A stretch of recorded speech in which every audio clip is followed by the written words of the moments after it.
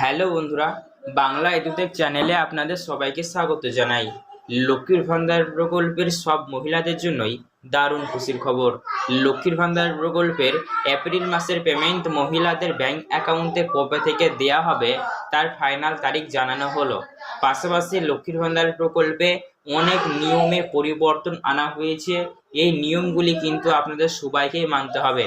এই নিয়মগুলি যারা মানবেন তারাই এবার থেকে লক্ষ্মীর ভান্ডার প্রকল্পের সুবিধা পাবেন, আর যারা মানবেন না তাদের ব্যাংক অ্যাকাউন্টে অবশ্যই লক্ষ্মীর ভান্ডার প্রকল্পের পেমেন্ট দেওয়া হবে না।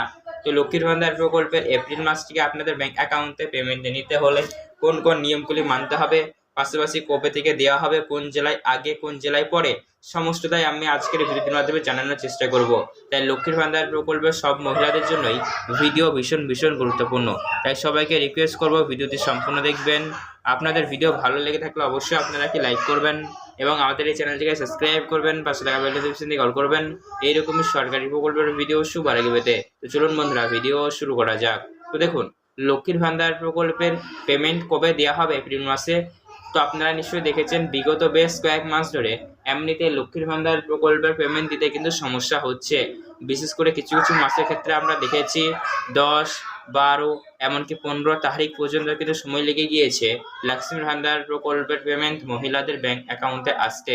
কিন্তু এবার থেকে আর এমনটি হবে না, কেননা নিয়মে অনেক পরিবর্তন আনা হয়েছে এবং লক্ষ্মীর ভান্ডার প্রকল্পের পেমেন্টটি যাতে মহিলাদের ব্যাংক অ্যাকাউন্টে অগ্রিম দেওয়া যেতে পারে সেটাই দেখা হচ্ছে।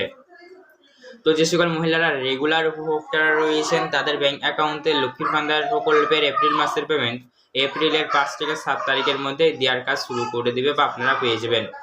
লক্ষ্মীর ভান্ডার প্রকল্পের যে সকল মহিলারা রেগুলার রয়েছেন তাদের ক্ষেত্রে অবশ্যই লক্ষ্মীর ভান্ডার প্রকল্পের পেমেন্ট এপ্রিলের 5 থেকে শুরু করে 7 তারিখের মধ্যে আপনারা আপনাদের ব্যাংক অ্যাকাউন্টে পেয়ে যাবেন।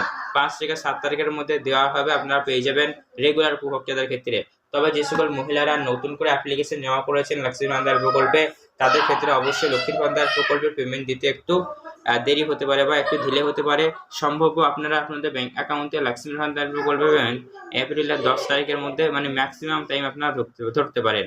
ঠিক আছে, তো 10 তারিখের মধ্যে সবাই মূলত লক্ষ্মীর ভান্ডার প্রকল্প পেমেন্ট পেয়ে যাবেন। যারা নতুন করে অ্যাপ্লাই করেছেন তাদের ক্ষেত্রেও তারাও পেয়ে যাবেন। তো লক্ষ্মীর ভান্ডার প্রকল্পের আপনি যদি একজন রেগুলার উপভোক্তা হয়ে থাকেন এবং নতুন উপভোক্তা হয়ে থাকেন তারা সবাই নতুন এবং পুরনো। আপনি যদি জেনারেল ওবিসি কাস্টের একজন মহিলা হয়ে থাকে তাহলে 1000 রুপিস পাবেন, আর এসসি কাস্টের মহিলা হলে অবশ্যই 1200 রুপিস করে পেয়ে যাবেন। তাহলে চলুন এবার আমরা দেখে নেব লক্ষ্মীর ভান্ডার প্রকল্পের পেমেন্ট দেওয়ার ক্ষেত্রে এপ্রিল মাসে কোন কোন নিয়মে পরিবর্তন করা হলো, কোন কোন নিয়মগুলি আপনাদেরকে মানতেই হবে, না মানলে আপনাদের ব্যাংক অ্যাকাউন্টে লক্ষ্মীর ভান্ডার প্রকল্পের পেমেন্ট আসবে না। চলুন জেনে নেব। তার আগে বলা হয়েছে লক্ষ্মীর ভান্ডার প্রকল্পের পেমেন্টটি পেতে হলে প্রত্যেকটি মহিলাকে কিন্তু তারা তাদের ব্যাংক অ্যাকাউন্টটিকে সঠিক রাখতে হবে। যদি আপনাদের ব্যাংক অ্যাকাউন্টের প্রবলেম থাকে তাহলে সেক্ষেত্রে অবশ্যই লক্ষ্মীর ভান্ডার প্রকল্পের পেমেন্ট দিবে না, কেননা লক্ষ্মীর ভান্ডার প্রকল্পের পেমেন্টটা আপনাদের হাতে নয়, দেওয়া হয় ব্যাংক অ্যাকাউন্টে। তাই ব্যাংক অ্যাকাউন্টটি যদি সঠিক না থাকে তাহলে অবশ্যই আপনার লক্ষ্মীর ভান্ডার প্রকল্প পেমেন্ট আসবে না।